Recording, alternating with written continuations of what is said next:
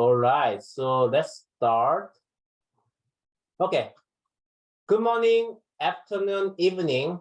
Hola, hello, bonjour, hola. Ni hao, konnichiwa, 안녕하세요. And hello all. Welcome and thank you, SynBYSS people, for joining us the 52nd seminar already. And I call it a University of Freiburg Day. I cannot believe it's already late September, having roughly 3 more months to go.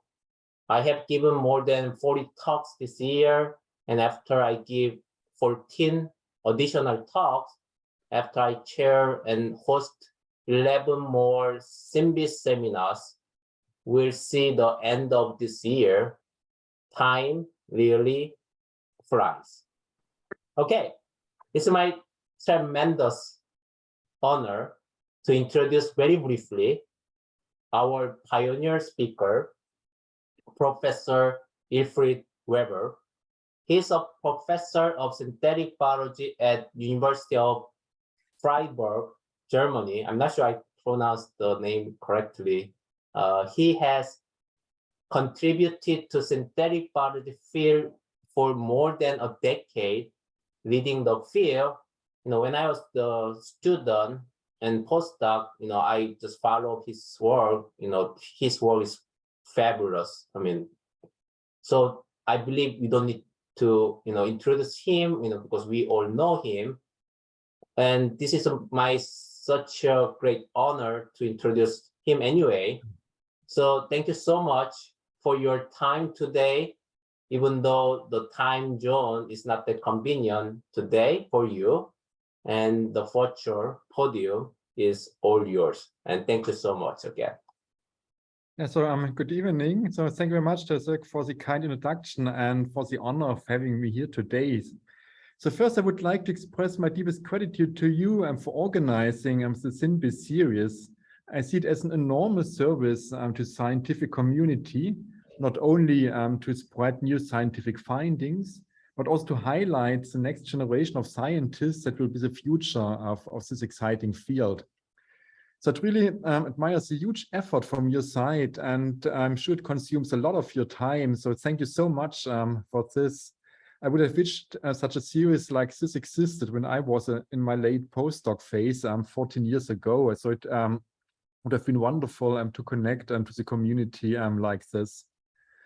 So by coincidence, today I'm at my former engineering school in Strasbourg in France, and I'm indeed sitting in my classroom, former classroom at the moment. And as I'm now as a guest professor here in Strasbourg teaching synthetic biology, and today there have been the final exams in it. And this discipline, which did not exist 22 years ago when I have been sitting here in this classroom and finished my studies, my engineering degree. So after my degree, I was in retrospective very fortunate to have chosen a lab for my PhD, which was among the ones to co-shape the emergence of synthetic biology. In this lab, which was run by Martin Fussenegger, we were first developing synthetic gene switches for mammalian cells and later used them to construct synthetic gene circuits that then were applied in the biomedical area. So when looking back now almost 2 decades, I still remember very actively the exciting phase when synthetic biology was born. The first publications in the early 2000s triggered within a very short time worldwide excitement about this discipline, as I've rarely seen for any other discipline. And interestingly, this excitement very soon spilled over to the broader society. Suddenly, synthetic biology was in everybody's mouth. Politicians, companies, investors, non-governmental organizations, general newspapers, and so on. Everyone started about talking synthetic biology. What is behind it? What are the opportunities of this new exciting field? And at this time, when the first synthetic gene circuits, like the repressilator or the bistable toggle switch were born, those circuits triggered the development of a huge vision of how synthetic biology could revolutionize many areas, such as environment, energy, biomedicine, analytics, agriculture, and so on. At that time, it seemed there was a dream that synthetic biology could address or solve the main challenges of mankind. So, and normally you have to be cautious when a discipline is promising so many new solutions to pressing problems. But I feel here that synthetic biology was an exception, because these huge visions and dreams, although relatively little data have been generated at this time, triggered an enormous momentum. So a strongly growing community of mainly young scientists and engineers, students in the IGEM competition and so on, they all set out together to turn these dreams into reality. And now, when looking back at this development after 20 years through which I've lived, many of those dreams have been fulfilled or have even been surpassed. So synthetic biology is now a mature multi-billion-dollar market, providing solutions in many areas of our everyday life. And together with information technology and artificial intelligence, I consider synthetic biology as the technology with the highest transformative power in economy and society in the past 2 decades. But despite these advances in the broad industrial application, synthetic biology has not lost its innovative power.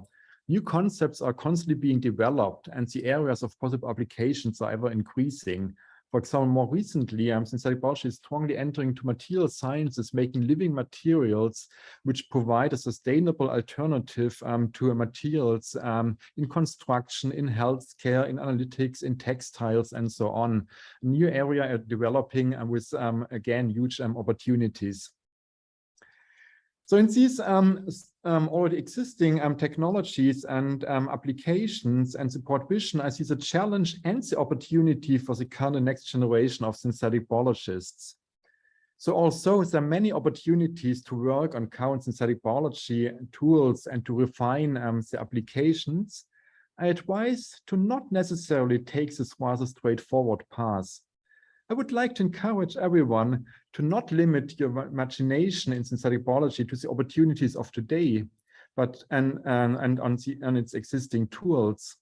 I would rather encourage you to continue to dream what you would like to achieve in a perfect world. What would be your wish, your dream? And I am convinced that if the vision is strong enough to motivate you and your colleagues, I'm pretty confident that a synthetic biology tool will be discovered or developed to solve that task. Just remember CRISPR-Cas. So when synthetic biology started, everyone was dreaming to precisely write the genome. And then suddenly this discovery from fundamental research came up, and since then transformed synthetic biology in biomedicine, agriculture, analytics, and so on.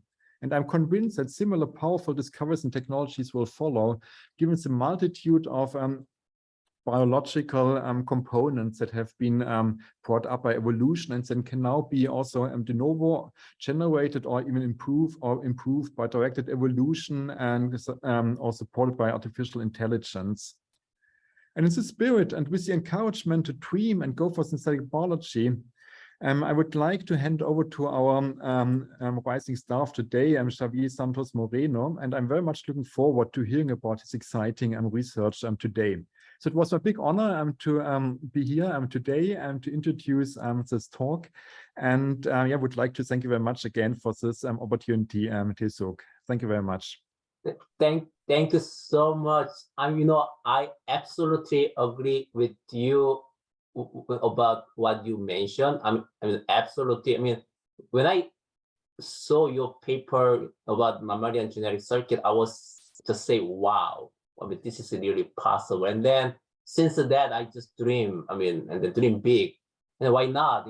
Young people, dream big, and then we, made the progress. Today, just very short time, 20 years, and then now I believe this is time to deliver real product in the market, and then we are seeing those things. So we are more excited, even though this is a pretty young field, but now it's 20 years already. Mm-hmm. So thank you so much. This is the fantastic talk, and then I was excited, and I'm so excited right now. Thank you. Thank you. Yeah, thank you so much. Okay, thank you. Now, the main speaker of today with a longer introduction, Dr. Javier Santos Moreno studied biotechnology at the University of Salamanca, Spain, including a one-year exchange program at the University of Geneva, Switzerland. After completing a second master degree in clinical analysis at the University of Pompeu Fabra in Barcelona, where I also visited in July this year to give a talk, he moved to Paris for his PhD. All the great places, Paris, Switzerland, and Barcelona, I envy you. In Paris, he studied protein secretion in bacteria, in particular, the molecular mechanism of type 2 secretion systems at Institut Pasteur and Guy Tran van Neer at College de France. I'm sorry for my mispronunciation if I did wrong. Next, he moved to the University of Lausanne, Switzerland, where he discovered the exciting field of synthetic biology. He designed and constructed synthetic circuit based on CRISPR-I, the CRISPR interference, which expand the possibility offered by traditional protein-based gene circuit. Since late 2020, he joined the lab of Marc Guel at University Pompeu Fabra in Barcelona as a Marie-Curie Fellow.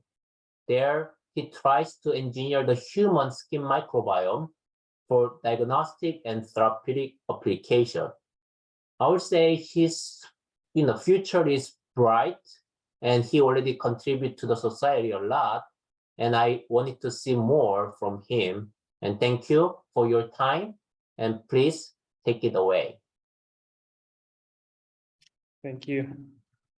Let me share my screen. So thanks a lot, Taisuk, for the nice introduction.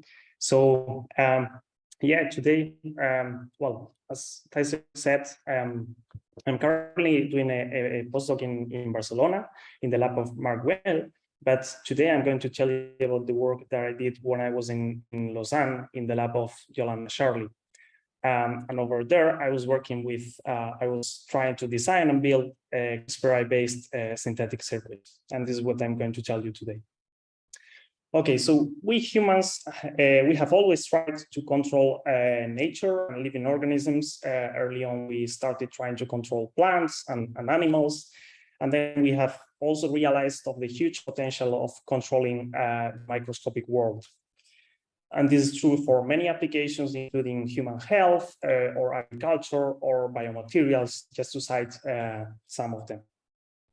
But the question is how can we control life? How can we control living organisms? Well, actually living organisms, they control their behavior, and they can exert complex behaviors using gene circuits. Gene circuits are combinations of genes that regulate each other so that in face of a stimulus, they can compute and provide the appropriate response. And in the lab, we can create artificial or synthetic gene circuits by using stimuli or regulators or responses that are not normally there in nature.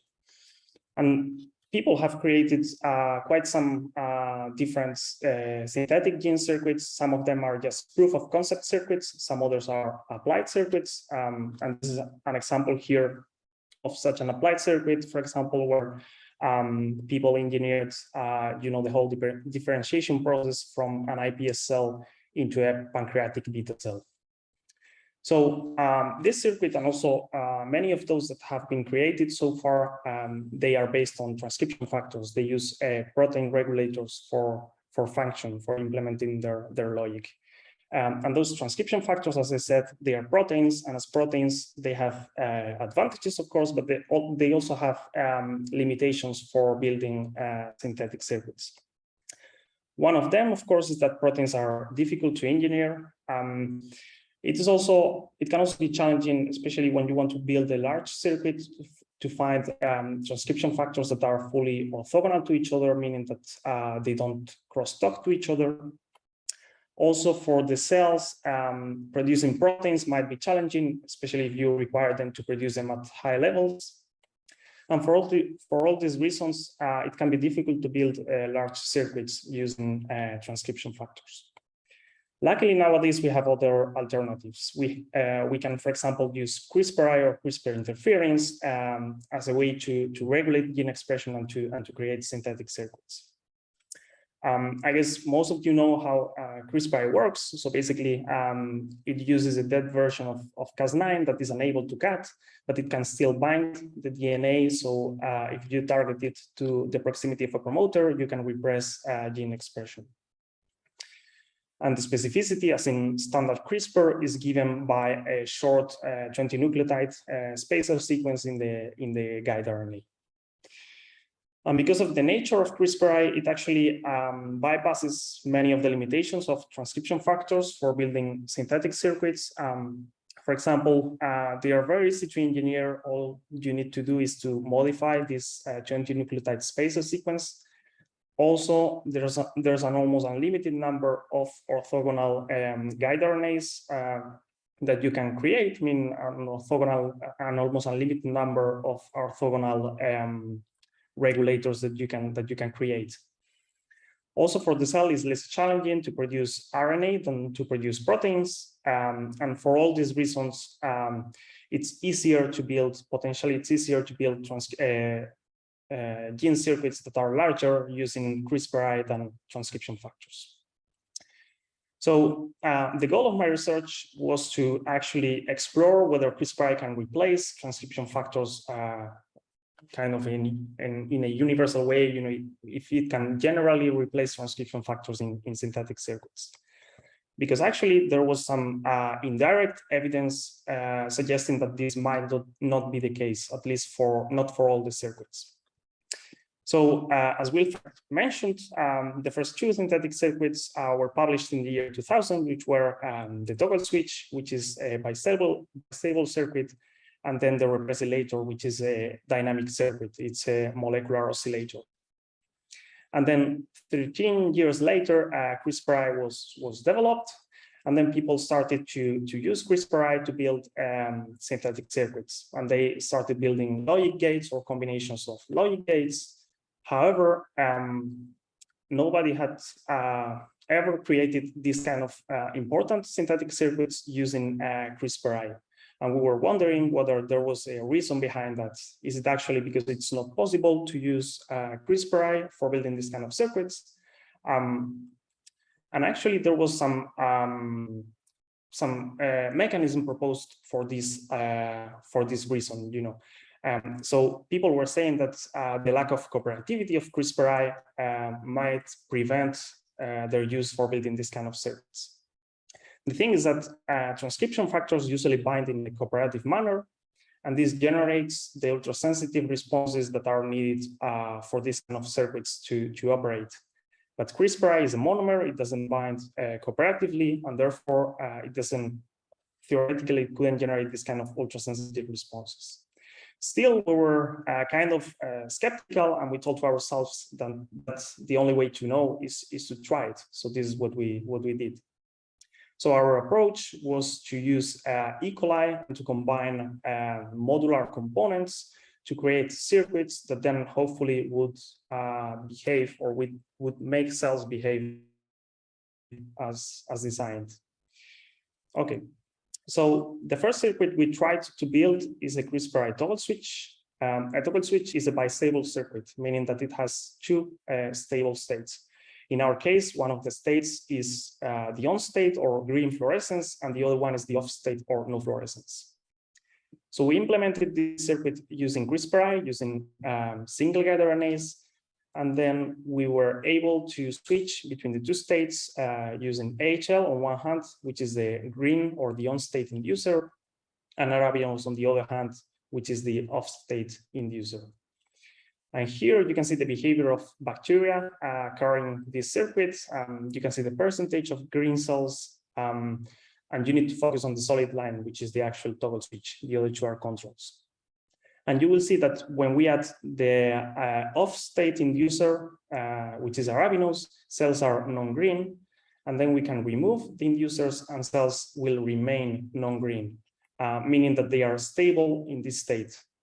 And then we can switch to the other state by adding AHL, which is the green inducer, and we can remove the AHL and cells will remain green, meaning that they are also stable in that state. So this is an actual toggle switch, is a bistable circuit. It has two stable states. And it also works if we use the inverse induction scheme. If we add first AHL and then remove it, and then add arabinose and then remove it, the circuit behaves as well as a bistable switch. So it turns out that we were able to build a CRISPR-based toggle switch, and this was actually also kind of a surprise for us. And we were wondering why and how is it possible that it's working. So we collaborated with the group of George Stelling in Zurich, who modeled the CRISPR toggle switch to try to find a reason why this might work. So I was telling you that normally transcription factors, they bind cooperatively, and this is what generates the ultrasensitive responses that are required by this type of circuits.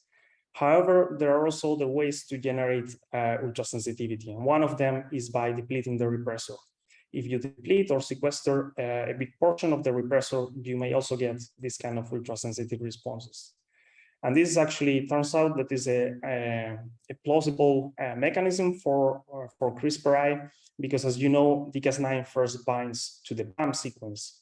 And this binding is weak, but it's so frequent, you can find the PAM sequence so many times in the genome that this can effectively sequester part of the dCas9 and generate the ultrasensitive responses. Okay, so we were very happy that we could build this CRISPR toggle switch, and then we were thinking, okay, maybe it will also work with other types of synthetic circuits. And the next one we tried is a patterning circuit. It's called incoherent feed-forward loop, and it generates this kind of stripe patterns in developing embryo. So the way it works is that imagine that you have a group of cells and all of them have the same circuits inside, but then they are exposed to different levels of the input. So the first node will mimic the input. You will have increasing levels of the first node with increasing levels of the inputs, while the second one, which is repressed by the first, will be just the opposite. It will decrease with increasing levels of the input. And then the third node is repressed by both the first and the second, so it can only exist in the middle where the other two are lowest. And this peak at intermediate concentrations of the input is what we call a stripe pattern. And we also generated some of these stripe forming circuits using CRISPR-I. And as you can see, it worked nicely as expected. It formed a stripe pattern in a gradient of arabinose, which was the inducer in this case. And this circuit is also able of actual spatial patterning. So what we did here was to plate this bacteria containing this circuit in a petri dish. We plated bacteria all over the place. And then we created a gradient of arabinose by adding a source of arabinose here at the center that diffuses. And as you can see, we got a stripe of GFP expression at intermediate levels of arabinose. And this circuit is basically a concentration detector, because for different concentrations of arabinose, it will produce different colors, different fluorescence. So actually, by knowing or by having a look at the color of the bacteria, you can actually infer the concentration of arabinose that you had in the medium. And this is what we did here. Okay, so we actually managed as well to build this circuit, and after these two successes, we were optimistic that we could go on and build yet a different circuit with a very different mechanism. Actually, we tried to build a CRISPR oscillator, which is basically a molecular clock. It's a dynamic circuit whose behavior changes over time. So the design is similar to that of the repressilator that we mentioned before. Basically, you have three nodes that repress each other. In this case, as I said, we used CRISPR-I, we used single guide RNAs instead of transcription factors to implement this circuit. And we were evaluating it, we were testing it using microfluidics. So we had microscopic channels and chambers, and in the chambers, we were growing the cells, and as they grew, they exited the chamber, and then the flow in the main channel will remove the excess of cells and also the waste, and will bring nutrients to the remaining cells. And this way, we were able to image cells in the chambers over long periods of time. And here, what you are seeing is one of these chambers where cells divide, and as they divide, they change color periodically. They go from yellow to blue to red, yellow, blue, red, over and over. And here you have a quantification of that movie.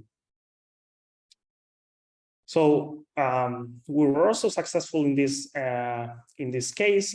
We were happy to learn that CRISPR seems actually more universal than previously thought, because we were able to recapitulate all those circuits using CRISPR.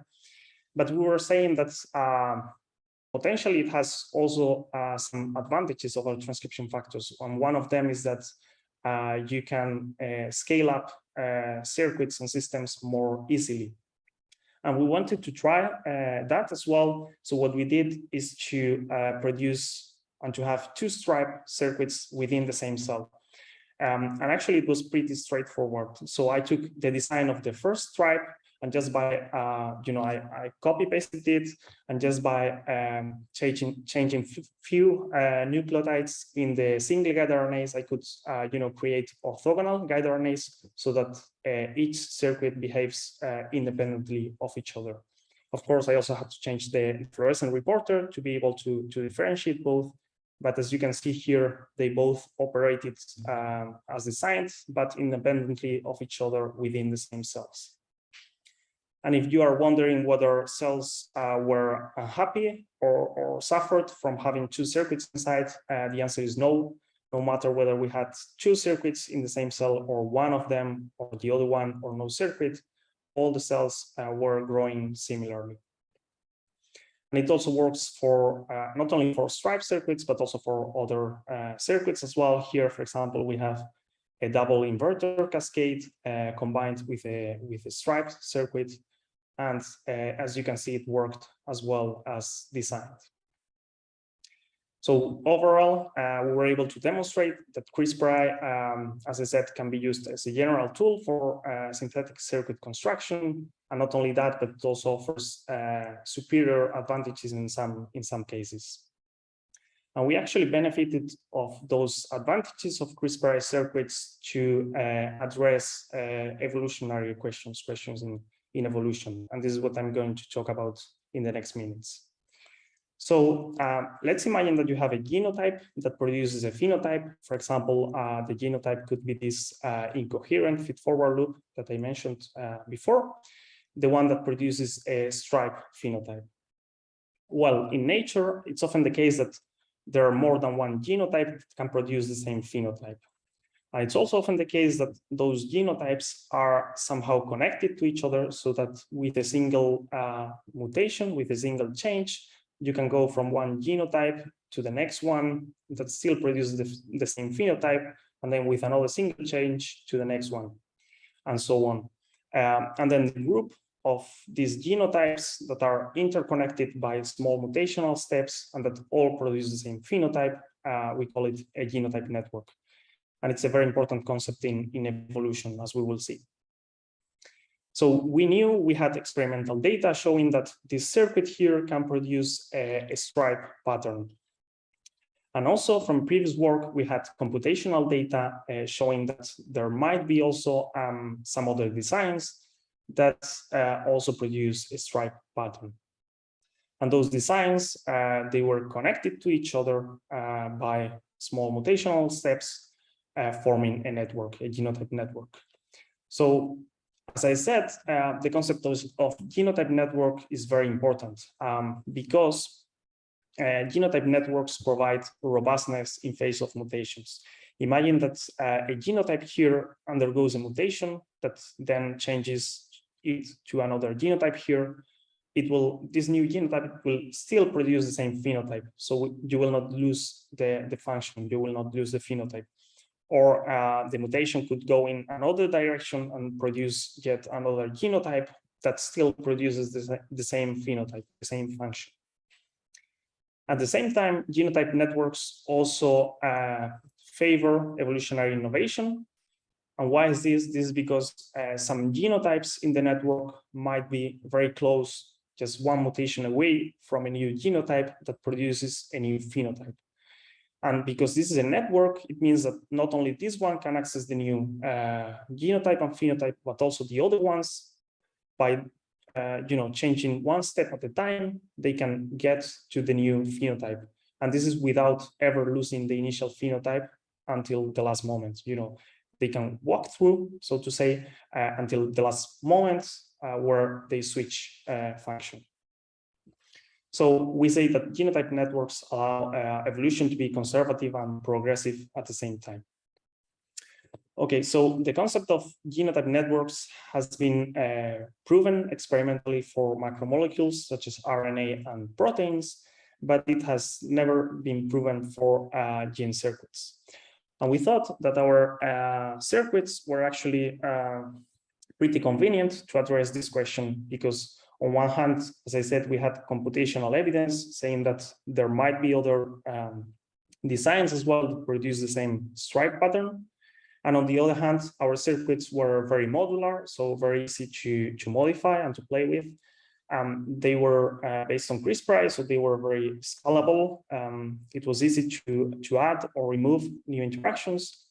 And also we had fluorescent reporters in all the nodes, so it was a way to monitor all that was happening as well.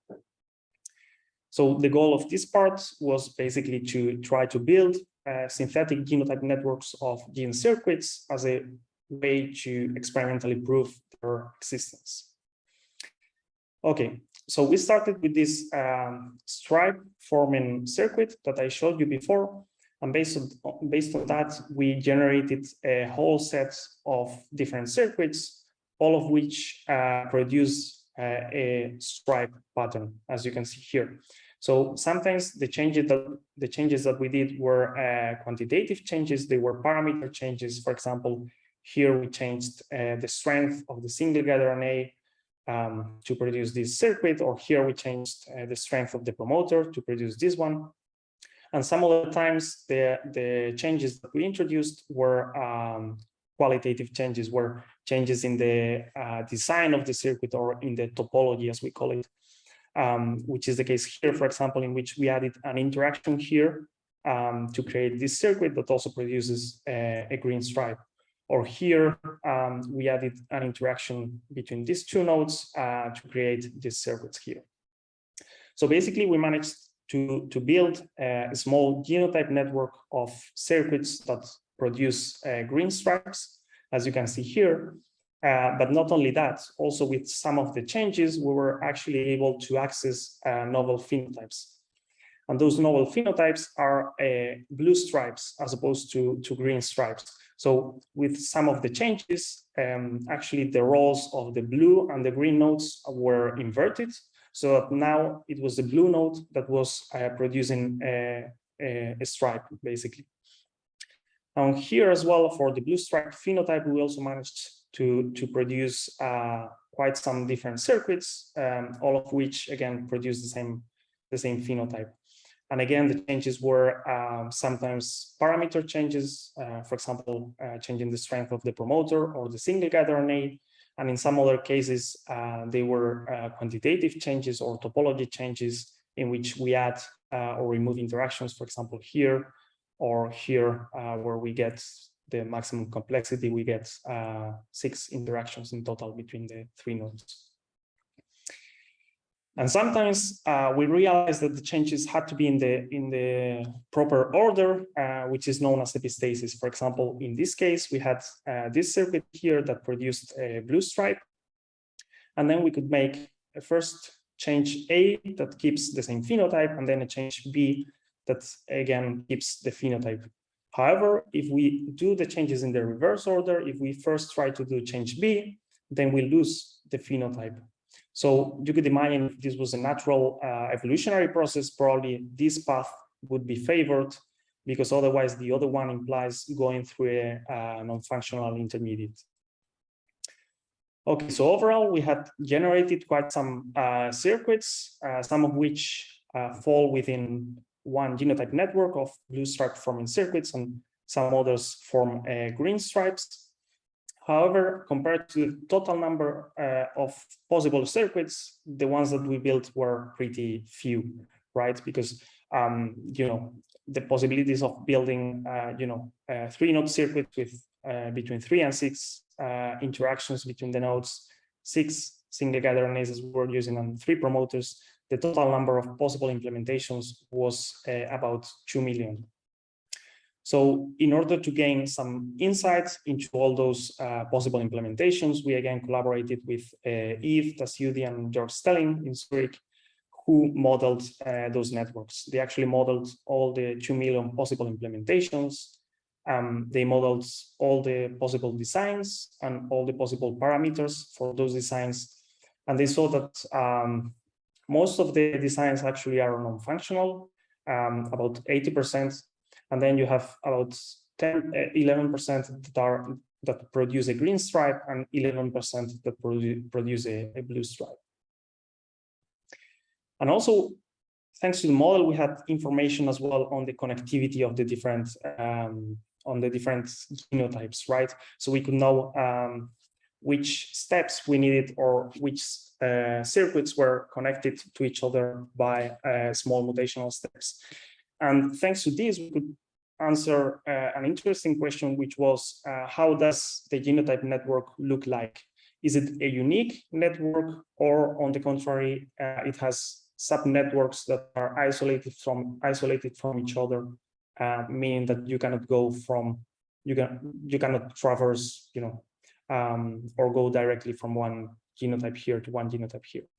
And actually, it seems that for both the blue stripe genotype network and the green stripe genotype network, the networks are unique, meaning that you can take any circuit you want and you can connect it to any other circuit that you want via small mutational steps.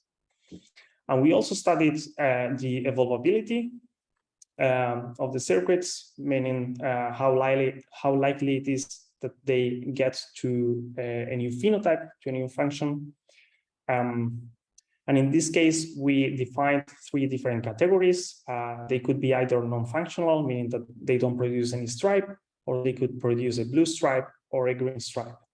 So if you start from a non-functional circuit, most of them are connected to only, or many of them are connected to only one phenotype, or sometimes 2 phenotypes as well, sometimes 3 even. But then the ones that are functional, most of them are connected to all 3 phenotypes, meaning that they have more diversity around. They have more opportunities to adopt or to evolve into a new function. And this is what is represented here. However, it doesn't imply that the probability is the same for all the possible phenotypes. For example, here, this circuit that produces a blue stripe is connected to all 3 phenotypes. However, you can see that there are more neighbors that produce a blue stripe. Some of them as well produce a non-functional phenotype, and there's only one that produces a green stripe. So the probability is not the same. We also analyzed the probability of going from one of these 3 phenotypes to the 3 phenotypes. And then, as you can see, for non-functional circuits, most of them, the likelihood is very high that they will keep being non-functional after evolving or mutating. And then for functional ones, also most of them, in most of the cases, they keep the same phenotype. If it's blue, they will keep blue. If it's green, they will keep green. Sometimes in 30% of the cases, they might become non-functional, and only in 5% of the cases, they switch role and they acquire a green stripe if they were producing a blue one, and a blue one if they were producing a green one. But actually, this is something we observed here. I mean, we managed to observe transitions between the two genotype networks. So not only we saw transitions, within the genotype networks, meaning that we keep the same phenotype, but we also saw that we can change phenotype in some cases, right? And then interestingly, we also found connections to another very different phenotype, not stripe phenotype, but in this case here, we saw a connection with an oscillatory phenotype. So basically by introducing a mutation here in this circuit, by changing just the strength of this promoter, we could render this circuit a clock. We could make it oscillate. Here, what you are seeing is each of these lines is basically one of these microfluidic chambers that I imaged over time, and then I plotted all the time points together so that you can see the periodic change in color.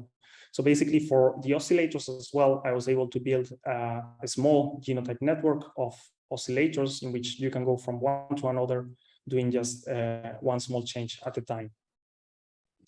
So together, starting from a stripe forming circuit, we were able to generate a whole genotype network of green stripe forming circuits, either by modifying the parameters or by changing the design or the topology itself. And not only that, we were also able to evolve or to generate two other genotype networks, which provide different phenotypes, different functions. And we did see that within the genotype networks, circuits were connected to each other, which provides robustness in face of mutations. And also we had connections between the genotype networks, meaning that you can also evolve, you can innovate and find new functions. And with this, I would like to remind you that gene circuits actually allow us to control living cells and living organisms. And CRISPR actually constitutes a very powerful tool for building gene circuits. Not only you can build the same circuits as you would do with transcription factors, but also you can they can expand their potential. And this is especially true for scaling up circuits. And we used these benefits of CRISPR-based circuits to address evolutionary questions, and we proved experimentally that there can exist genotype networks of synthetic circuits. And with this, I would like to thank all the people involved and you for your attention, and I will take any question. Thank you. Wonderful, wonderful. I love it.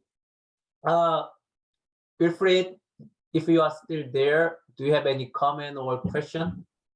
Yes, so thank you very much, Xavier, for this very exciting talk. I like very much the network design and also how you use the modeling in order to predict network topologies that had the desired outcome. I'm really fascinated how well this worked out. I've previously collaborated with Jörg Stelling, and he's really great in finding model-based solutions to problems that would otherwise take ages to develop in the wet lab. So you showed those CRISPR-based switches as alternative to the other transcription factors in the beginning, and which is extremely powerful. My question is, so many of those transcription factors allow conditional control, for example, response to small molecules, or some also response to light. Do you see ways of combining the dynamic control modalities of the transcription factors with the flexibility of CRISPR-based factors, as you have shown? Mm-hmm. So if I understood well, you're asking whether we can use, for example, small molecules to control the circuits. Is that right? To control CRISPR-based transcription. Yeah. Exactly. So you could, I guess, you could address this question from 2 points. One of them is by modifying a bit the design. So well, it's some slides back, but basically the design of the toggle switch, the CRISPR-based toggle switch that I showed, is slightly different from the initial one using transcription factors. But basically, introducing some other connections, you can connected to inducers. For example, I was using this AHL and arabinose induction. So by modifying a bit the design, you may combine it with activators in that case, which were RSC and LAXR. Otherwise, there are also versions of guide RNAs that are ligand activated or deactivated. So you could also use one of those for a final control. By having aptamers or so in the guide RNA. Yeah, okay. Yeah. Good. No, thank you. So any other question? I will check the question from audience. Actually, I have a lot of questions. So, but before I'm asking, I want to check. Wilfried, do you have any additional question you have, or continue with your questions, Tezuk? Okay, so this is amazing. I mean, it's amazing to see all the circuit working. So my first question is that after you stop inducer addition or remove the inducer, I was wondering whether the CRISPR circuit would work given the strong and very stable binding between DNA and the Cas protein. Could you kind of comment on that if you test it? Yeah, so I think that was one of the concerns, especially, for example, for dynamic circuits like the oscillator. But then it turns out that when cells divide, the replication machinery seems to be strong enough to kick Cas9 out of the way. So that's actually one of the ways why this can work, why we can have dynamic circuits using CRISPR, because at some point it can get kicked out of the DNA. I see. So you didn't put any degradation tag for the Cas protein? No. So no more the Cas protein, right? No, we had like wild-type Cas9, no degradation tag there. Okay. We did have degradation tags for the reporters to be able to more easily follow the dynamics, but not for Cas9.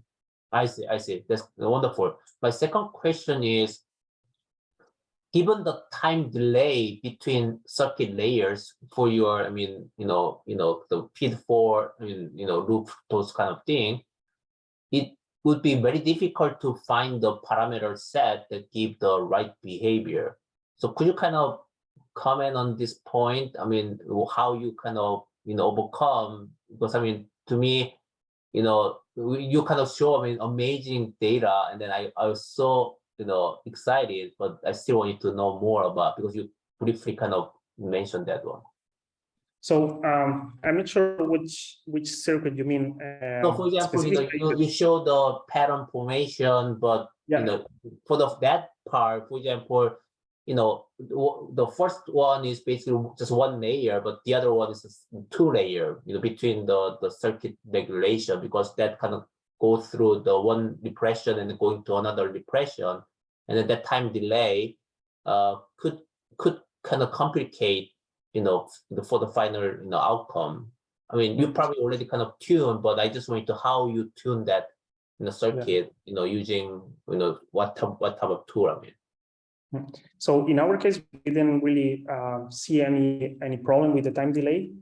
Maybe it was just because of the experimental setup, because we were not imaging cells immediately. We would image or we would analyze cells after a few hours. We would put them in a gradient of arabinose and then test them after a few hours. Still, I think that the circuits that we built, they don't have that many layers. If you would have a cascade with, I don't know, maybe 5 or 10 single guide RNAs, then I guess the delay would be or might be a problem. But in our case, I think the layers were not that deep, such as suppose a problem. This is what I believe.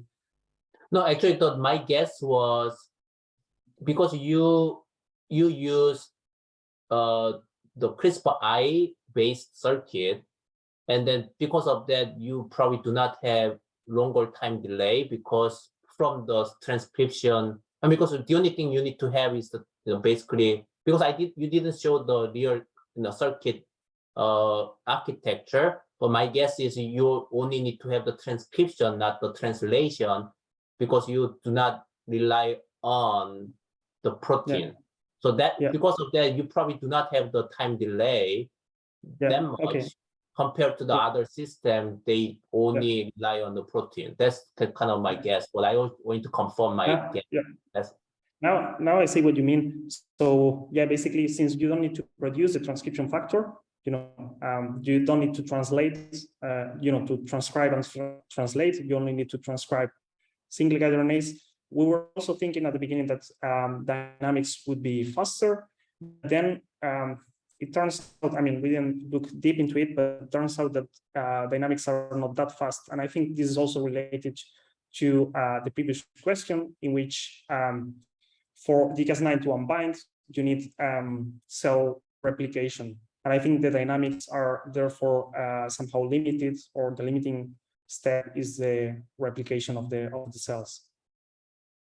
I see. I have more questions, but I just want to check whether other question from audience or Wilfried, or if not, I continue. Let me check. Let me see. Do I have more questions from the audience? Okay, I'll continue. So you have question? Yeah, so I might have one more general question. So I really like the patterns you did. So by the way, you're missing Pluto in your line of planets which you're representing here. So patterns, but there's a lot of literature on Turing patterns, connection with synthetic biology. There's also beautiful Turing patterns by Petrashvili on a purely in vitro system, and seems to be notoriously difficult to engineer something in E. coli, like so that you have those beautiful waves or traveling waves or so. You have been working a lot of on such patterns. In your eyes, what is the main bottleneck? Why is that literature about the opportunity to make it in synthetic biology, but so little papers actually doing it? During the Turing patterns. So this is true that I think probably many people have tried, but not sure there are real Turing patterns out there. I mean, there's some patterns that resemble Turing patterns, but from what I've read, they are not canonical Turing patterns. I don't really know the reason. I guess the parameter space is probably narrower than compared to other circuits, so it's probably way more difficult to build them in the lab. Although Turing patterns exist in nature, but finding the right combination might be challenging. It seems. Yeah, to answer the question, I heard the Ron Weiss lab spent 10 years to publish one paper.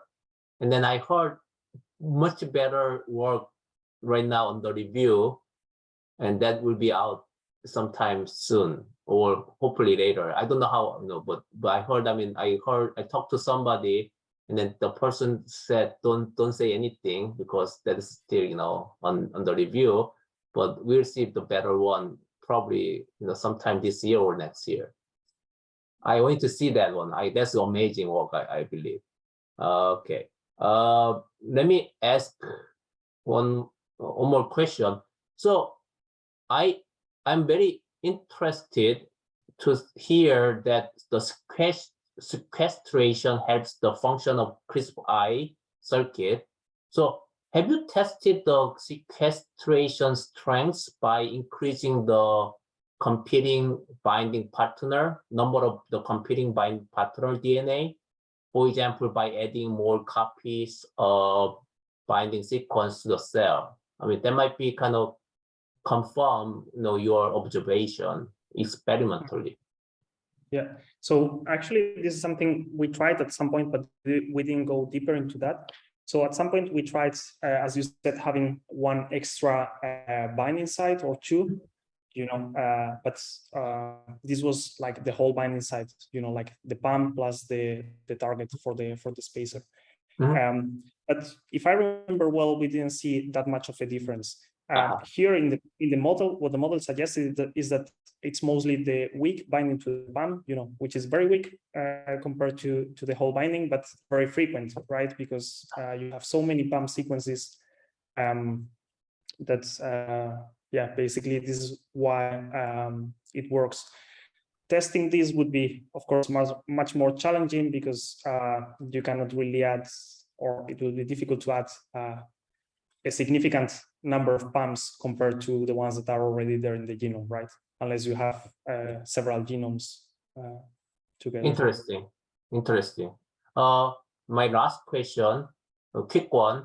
You not that much see the burden of the CRISPR-I system that many people already kind of observe, and then do you kind of, can you kind of comment on that point? Because I mean, lots of other people already seen the burden, and then that might be one weakness of the CRISPR-I system, and then, but you didn't see much. So in our case, I cannot really give you an explanation because we don't really know, but the truth is that we didn't see much of toxicity or burden associated to DCAS9. Something that I think we did differently to most of the other studies is that in our case, we expressed DCAS9 constitutively, and it's the single guide RNAs which are inducible. And in many other studies, I have seen that single guide RNAs are constitutive, for example, and then it's DCAS9, the one that is induced.